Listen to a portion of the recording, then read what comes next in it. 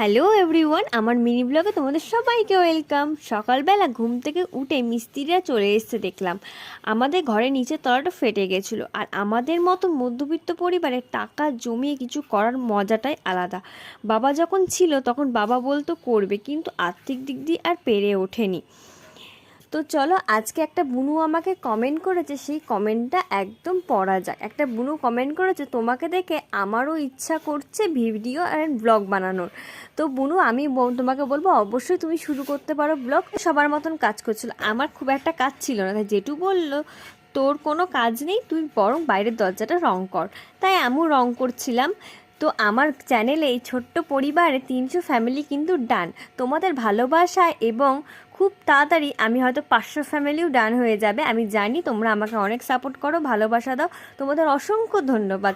Tata guys, দেখা হবে পরের একটা ভিডিওতে। Thanks for watching.